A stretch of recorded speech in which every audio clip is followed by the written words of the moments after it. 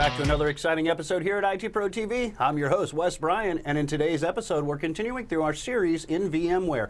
That's right, we're coming back at you with more of the VMware Certified Professional version 6, and we got a lot of exciting topics to come at you, but I'm not going to ruin his thunder. Joining us back in the studios is none other than Mr. Don Pizzette. Don, how you doing, sir? I'm doing great, Wes. Ready to dive right back into vSphere 6, and in this episode, we're going to be taking a look at Auto Deploy, which is one of the really just super cool features inside of the vSphere suite. Auto Deploy allows us to quickly and easily deploy ESXi on hosts. Now, if you've been watching our series, we've already covered how to install ESXi, and what did it involve, right? I popped in a disk, an ISO or an actual disk. We boot off the disk image. We hit next a handful of times, and we pick a password, right? And then it installs. So how much time can we really save from that? Well, before that ESXi host was ready to be moved into production, there were a few other things that had to happen, right? We did have to assign a username and a password. We had to assign some network configurations. We had to join it to vCenter, right? I had to add that host to vCenter and give it the root password for that machine to connect and get it part of my vCenter environment. And then from there, if we had a host profile, we could save some time and apply the host profile and get it all configured and ready to go. But it was a fairly manual process. What if I told you that there was a way that you could take a server, brand new server, out of the box, you just got it from HP, Dell, Lenovo, whoever it is that you bought it from. You plug it into your network and you push the power button and you walk away. And it boots up, it installs ESXi, it gets connected to vCenter, it joins a cluster and is ready to have virtual machines move to it, and all you had to do was push a power button, right? Now, for a lot of us, if you're just deploying 5 hosts or even 10 hosts, that kind of functionality is nice, but it's not usually worth the setup time to get it going. It's usually easier just to do a manual install. But think if you were somebody like Amazon, with Amazon Web Services, where you might have thousands of hosts, or just any old enterprise where you might have hundreds of hosts. There might be times when you're bringing in 10 new hosts at a time, and wouldn't it be nice to just hook those up and push the power button and walk away and not worry about it, right? Auto Deploy lets us do exactly that. You just turn on the host and everything else gets set up for you. And I know I've said this in other episodes, the big benefit of something like that is that it gives us consistent deployment. If I have to set up 10 machines and I'm doing it by hand, there's a chance that I could miss a step on one of them. Or maybe I assign duplicate IPs to 2 of them, or a same host name, or maybe the one that always gets me is maybe I capitalize the server name on one server and I do it in lowercase on another, and then it comes into vCenter and then it's permanent. I can't change it, and then it just annoys the heck out of me. So that kind of stuff we don't have with Auto Deploy. Auto Deploy gives us a consistent deployment where things are set up the way that we want. But even beyond that, Auto Deploy, in addition to being hard to say, can also let us do what's called a diskless deployment.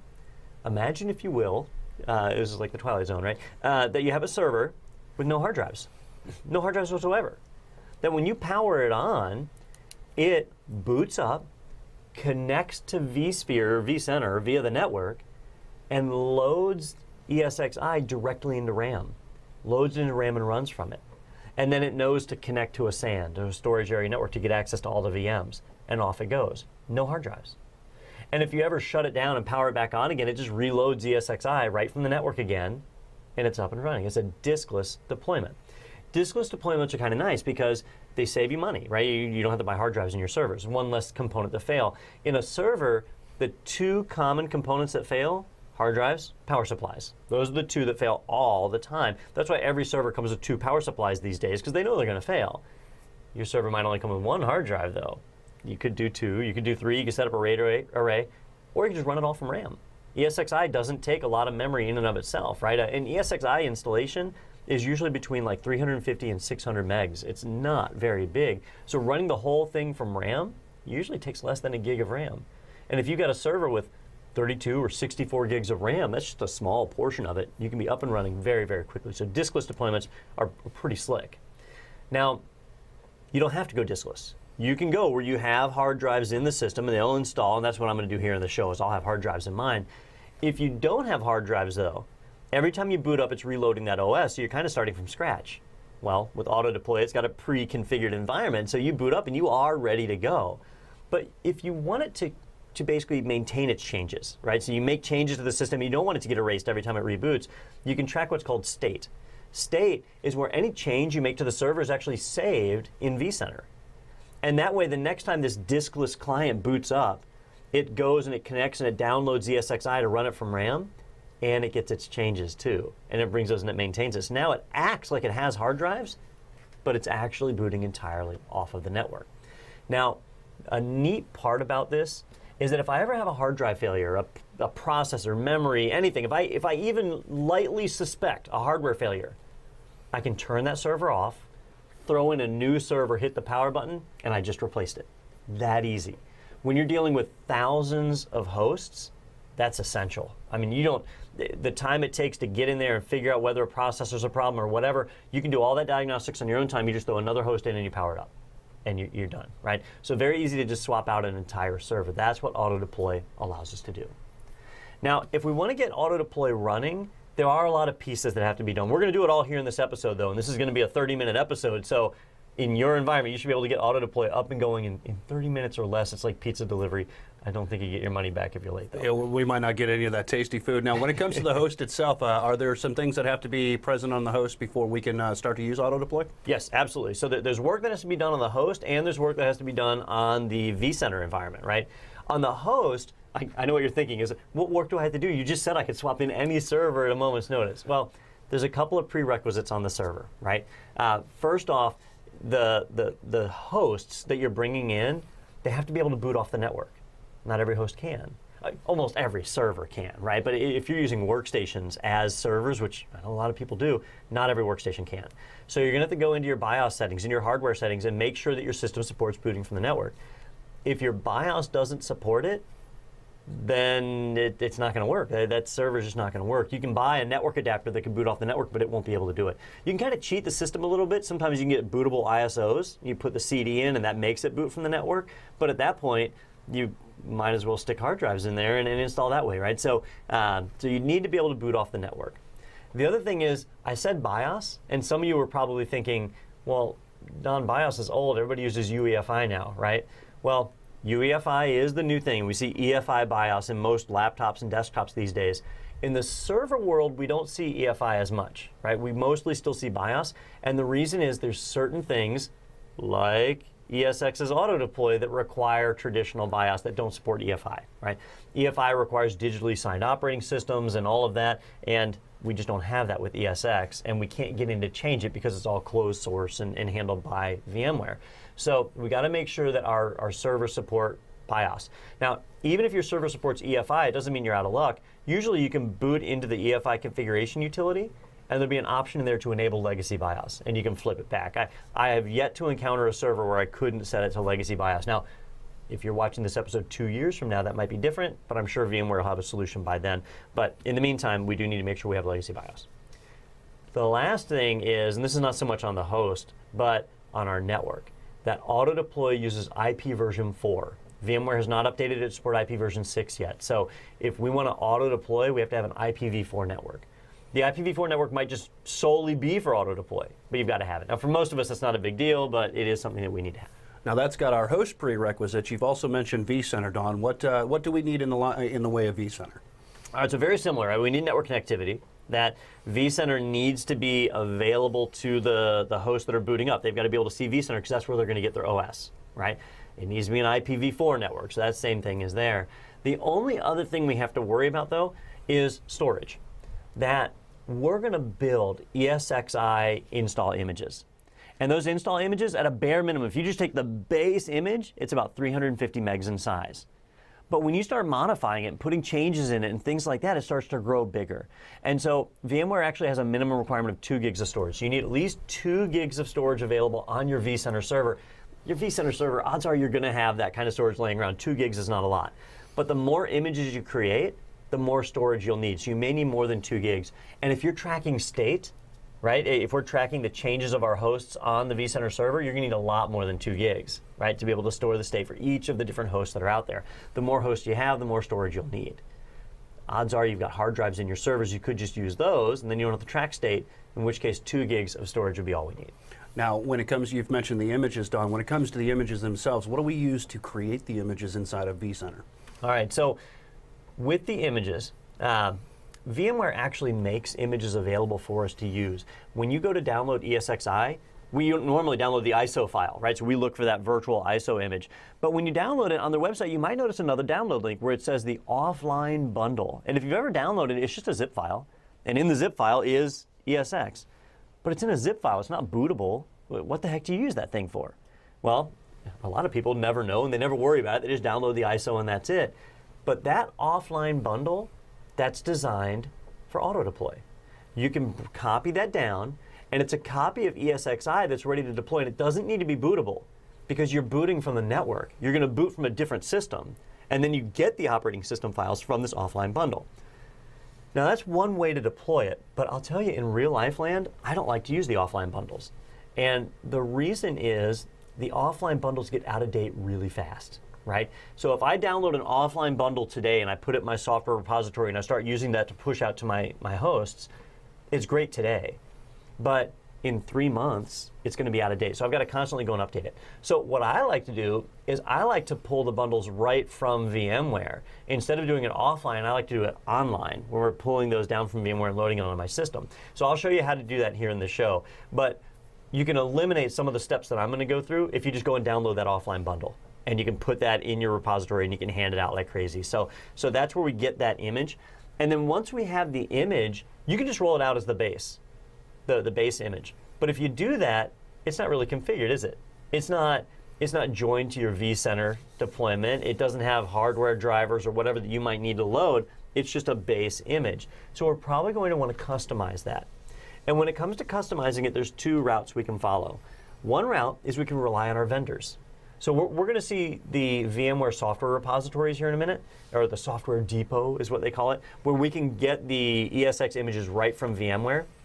But most hardware vendors actually have their own depots also. So like HP has a VMware depot. And so I can get the ESXi image right from HP. Why would I want to do that? Well, they've baked in all the drivers for Hewlett-Packard servers in there. And they've baked in the management software for their ILO solutions and their remote insight. So you get the Insight server and all the HP management. It's all built right in. Dell does the same thing, and I don't know about Lenovo, but I'm sure they do. Dell and HP are kind of the 2 big players in the server world right now. So they have their own depots that you can go and get those images from. Or you can build your own. Building your own is actually not a difficult thing to do. Let me clarify this. We get on a slippery slope. It's not hard to build your own image. It's just the tools they give us are not terribly reliable. You'll see it here in the show. We're going to use what's called the Power CLI. All right, Power CLI is a command line interface that is designed to run on Windows PowerShell. So in Windows, we have the PowerShell, a special command prompt that we can use, and VMware has written a whole suite of commandlets that run inside of it that let us do image building as well as other things. You can completely manage vCenter and stuff from inside of Power CLI. You can do a ton of stuff, but you can also do image building. So if I want to take an image and I want to add my own drivers to it or add something proprietary or add features, I can do it that way. All right. But normally we don't do too much in the way of craziness to these packages. We want to deploy them out. And any other customizations, I generally try and keep them in a host profile.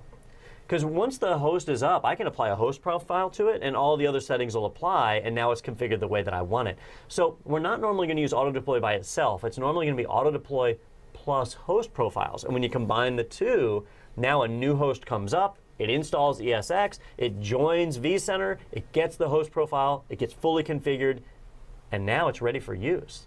And if you have the distributed resource scheduler turned on, which we haven't talked about yet, but if you have DRS turned on, it'll start moving VMs over to it immediately. So you can hit the power button and walk away, and within 10 minutes, that system will be up, running ESXi, and hosting VMs. You can expand your environment just by throwing a server in and pushing the power button. That's the really cool and awesome stuff if we go through and get it working. All right, so I've talked it up a bit. We've talked about how it works. We talked a little bit about the components. Let's actually see this turkey in action. Okay, on the exam, they actually only expect you to know a little bit about auto deploy. Really, some of the requirements that I've already talked about, and some of the basic steps for getting it set up on the server. on the exam, they don't actually expect you to know how to deploy with it, but I hate that kind of thing. I hate just showing you half of a solution. So we're going to do the whole thing. I'm going to show you how to get it set up and actually roll this out to a host and get it booted and get it fired up. We're going to start right on my vCenter deployment. So I've got my vCenter deployment pulled up here, and auto deploy is actually installed by default. It's just not turned on. We've got to get it turned on, and there's two pieces to that. There's the auto deploy service here inside of VMware that I've got to turn on, and then there's a Windows service on the back end that I've got to start too. Okay, so if we want to get this set up, we need to go to our home and administration, and under administration, we need to go into our system configuration, and inside of our system configuration, you'll see services. And there's 19 services installed by default, which are all sorts of different things. And the one that I'm looking for is the very first one, auto deploy. So here's the auto deploy service. And if you look over here, it's going to tell me cache size 2 gigabytes. There's that minimum. I got to have 2 gigabytes of storage or I won't be able to handle the cache size for this thing. And so I can see some basic information on it. And, well, that's really about all you can see here. I need to hit that edit button, though. That's where I want to go. And when I go to edit it, now I can come in and I can change that log level, the cache size, the management port. We can customize that stuff if we want. I can bump up that cache size. If I'm going to be tracking state, I'll need larger amounts of storage and get that set up. So it's all right in there. All right. Now, that's if I want to customize it. I just need to get the thing started. So if I right-click on that service, it's going to show restart, start, and stop. And see how they're all grayed out? They're grayed out because the service is actually disabled right now. I can't start it. I can't restart it. So I need to edit the startup type. And now I can set it to automatic startup. It'll just always run. Manual startup, it'll run when I want it to. Disabled is the default, right? I'm going to make it automatic. That way, if my vCenter server restarts, I don't want to have to go and restart this. So I'm going to set that to automatic. And now it's set to start. But it didn't actually start. If I want to start it, I can just right-click on it, and now I've got that start button, and I can start it up there too.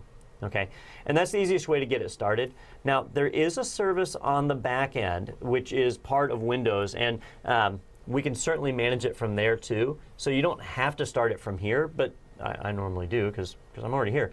If we refresh the screen, sometimes you get a warning on that service. Let's see if I do. No, of course not. In real life land, sometimes when you start auto deploy, you'll get a little warning there because it does take it a moment to start.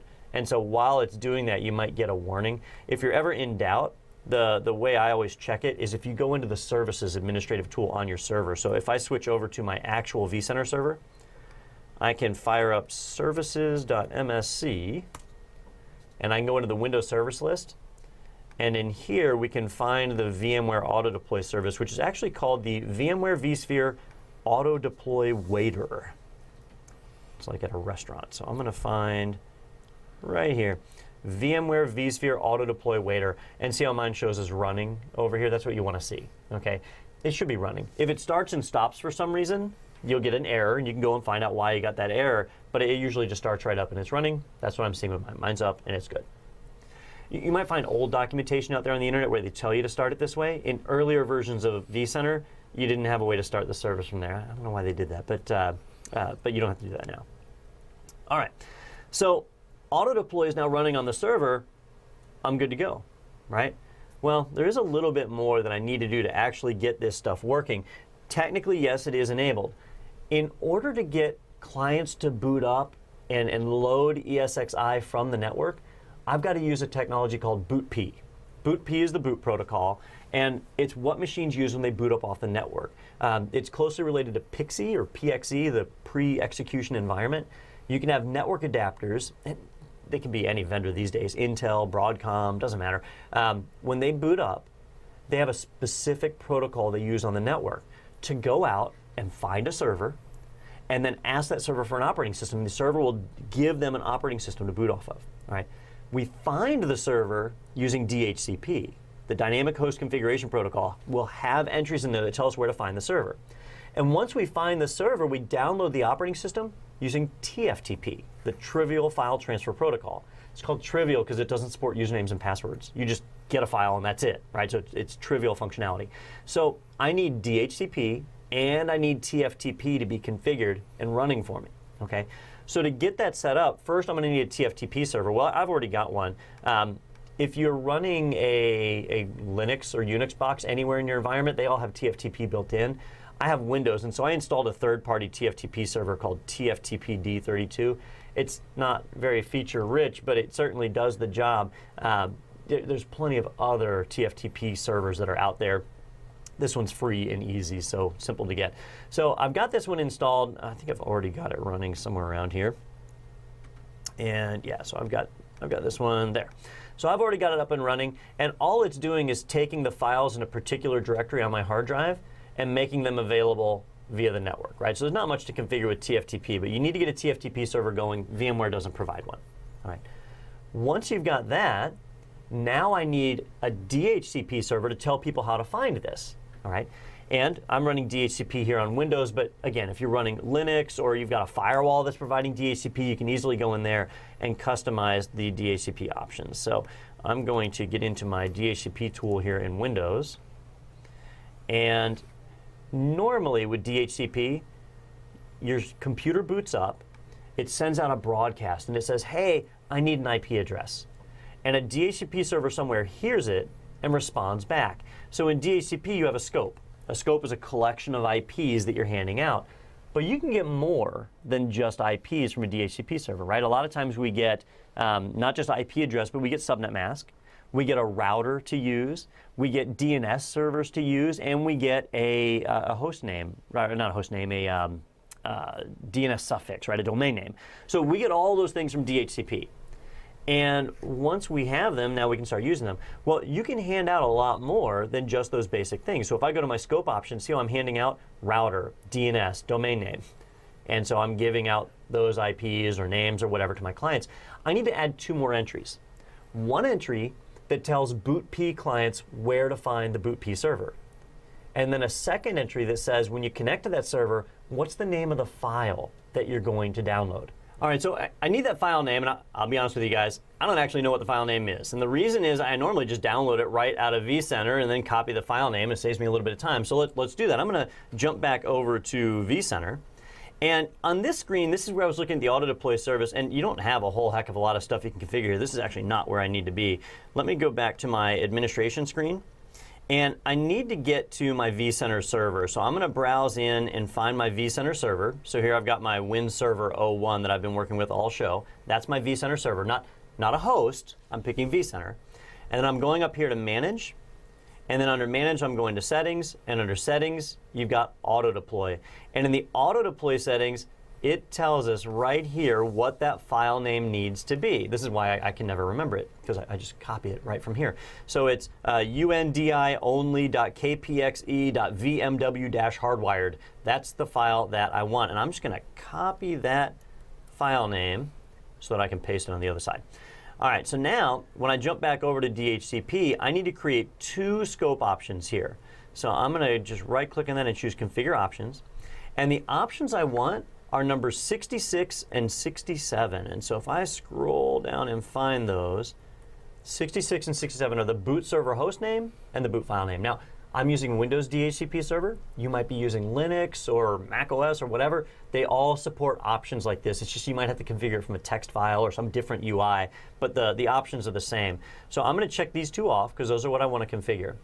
For the boot server, I'm going to put the IP address of the TFTP server. So wherever I put those files, I put mine right here on my vCenter server, but if you put them on a different server, you're going to put the IP address of your TFTP server. Then we've got the boot file name, and the boot file name is the file that people are going to download. This is the operating system, right? Well, it's not the full OS, it's the network bootloader is what it is, and so I'm going to paste that value right in there. Okay, and that's what I do in real life, and then I never mess with it again, which is why I can never remember that stinking file name. So I'll say OK to it. Now I've got those 2 extra entries. So now when a client boots up and says, hey, I need an IP address, the DHCP server is going to give them an IP address, and it's going to give them a router, DNS, and domain name. And for a workstation, they're going to love that. But for an ESXi box, they'll also get a boot server name and a boot file name, and they'll know to reach out and get that data. All right, a workstation will ignore those. Well, I mean, you could install ESXi on your workstation if you wanted, but those won't mean anything to a system that's just booting into Windows or whatever. All right, so now that's set up. So DHCP is taken care of, but I do have a slight problem. I told it that I have a boot file that's got a particular name. And my TFTP server, if I browse into its folder, is empty. So I told it that this file is going to exist, but it doesn't exist, right? So I need to get the file in there. And you might have noticed back here in vCenter, when I went to copy that name right there, right beneath it, download TFTP boot zip. These are all the files I need to put in the TFTP server. And it's more than just this one. That one file is what starts the connection. And then after that, there's other files that get kind of tied into it. So I'm going to download that, and I'll just save it. Let me save that on my desktop here. All right. And like a good person, I'm actually browsing using a workstation instead of my server. And so I need to copy that over to my server. And so on my server, I'll do that real quick. And let me get into my desktop. And I'm going to take that deploy FTP and copy that right over onto my server. And then I just need to extract it. It's deploy-tftp.zip. And I'm going to extract that and get all the files out of it. I'm just going to extract it right into my TFTP folder. Oops. Oh, shoot, I kept the wrong folder, didn't I? Let me get out of that. I'm getting my folders all mixed up. So I'm going to extract that right here into my TFTP folder. So I'm just going to put that right in the root. And again, Linux, Mac OS, doesn't matter. Just extract all these files right into your TFTP server. And what you'll end up with are all these. Okay? And kind of looking down the line, we'll find the one that I set for the boot file right there. But there's other ones, like this other version of hardwired-no multicast. So if your network doesn't support multicast, you can use that one instead, and then it'll function using unicast to the server. You've got debug ones, you've got the base one, so you've got several different variations, even an EFI one, which is what we're supposed to use when we have EFI systems, but that one's still kind of being worked out. So these are all the files I need. I can delete deploy TFTP now. I don't need it anymore, but I'll leave it because it's actually very small, 750K. All right, so now a client boots up. It sends out a broadcast and says, I need an IP address. The DHCP server responds and says, here's your IP address. And by the way, there's a boot server over here if you care about that. And if you do care about that, here's the file you can boot on. So now our host can reach out to the TFTP server, and it can request this file to boot off of. And once that's done, it starts to boot off of it. And what does it do? Now it knows where to find vCenter. And so it talks to vCenter and says, hey, do you have an ESXi image I can boot off of? And the server is going to give it that image. Well, it'll give it that image if we have one. Right now, we don't have that image. This is the bootloader, right? So what we just set up is the bootloader, and now we need an actual ESXi image to go beyond that, right? So this will get us booted up. This will get us talking to the vCenter server, and now we're ready to download that image. Okay, so that's going to be our next step. And before we can get that next step done is where we need the Power CLI. All right. Now the Power CLI is not included with vSphere by default. So if you buy vSphere, even the Enterprise Plus with operations management, the full, like you spend as much money as you can, it's not included by default. All right. But it's free. You don't have to pay for it, but you do have to go to VMware's website and download it. If you just do a Google search for Power CLI download, it'll be the first link. But you go to VMware and you download it. And the file itself is not gigantic because all it is a bunch of extensions to the PowerShell. So here's where I've downloaded that file, VMware Power CLI. I've got version 6.3. You know, they update it a lot of times more frequently than they do ESX. And you'll see it's 81 meg, so it's not big. And when you install it, you just run it and you click next 3 times. It's not anything spectacular there, and it's adding a bunch of extra PowerShell commands for us. So normally when you go in PowerShell, it's got a bunch of stuff in there that's designed to support Windows. But the Power CLI adds a bunch of extensions that are designed to support ESX and VMware as a whole.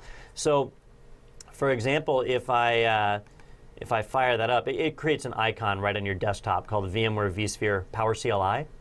And when you launch it, it's going to launch the Windows PowerShell, but you'll notice Power CLI, right? It's letting me know that we are in the VMware version of PowerShell, PowerShell extended with VMware's commands. And if you run get-vi command, you'll get a list of all the stuff that it added. So I'm going to do a get-vi command. And there's a few commands there, right? I know it's hard to see on camera, but that's scrolled by. There's a lot of commands here. You can completely work with your vSphere environment, not just auto deploy, but the vSphere environment as a whole. You can completely work with it right from here in the Power CLI. So it's extremely powerful. It can do a lot of things, and it's great for automating and scripting. If you're trying to automate something from happening, you can do it right from here, and it works really well. When it comes to building images for auto deploy, we've got to use these commandlets to be able to do that. We have to use it to build up our software depot, to put our base images in there, our VIBs, we've got all sorts of different things that have to go in there to create the deployment. So that's what we're going to be working with next as we see a lot of that, but I know we're kind of short on time. So Wes, I think we're going to have to break this one into a part 2, because our next steps, they're going to be creating a base image, modifying that image as needed, and then creating rules to say who that image gets deployed to, because we don't want it just deploying to everybody in our network. We've got to filter that somehow. So those are all different things that we still need to do before this is actually up and active. If I were to boot a host right now, it would see the bootloader, and then it wouldn't find an image, and it would just sit there at a black screen with a little flashing cursor, and we wouldn't really get anywhere. So we definitely have more to do, which we'll pick up in part 2. All right, Don. Well, you've stated the obvious, I should say, that we have come to the end of another episode. Did you have anything else, or do you want to just wait for part 2? Well, let's just wait for part 2. I mean, just to highlight a few things, remember the TFTP server I used? VMware doesn't provide one. You can use whatever TFTP server you want, doesn't matter. DHCP, same thing. I used Windows, but you can use Linux, Mac OS. I've used them all, they all work. You just need those options put in. So those two components, the exam isn't going to hit you on how to configure those, but they are going to ask you to remember option 66, option 67, and what those should be set at. They're going to ask you to remember to have a TFTP server, to have those files put in the TFTP server. Those are the things we need to remember for the exam. Everything I show you in Power CLI, they'll expect you to remember those. But as far as TFTP and DHCP, they just want you to remember the options that we set and not necessarily how to configure them, because it is different. Well, we appreciate having you in the studio, and look forward to seeing part 2, and we appreciate you, the viewers, and hopefully see you in part 2 as well. Signing out for IT Pro TV, I've been your host, Wes Bryan. And I'm Don Pizzette. And we'll see you next time.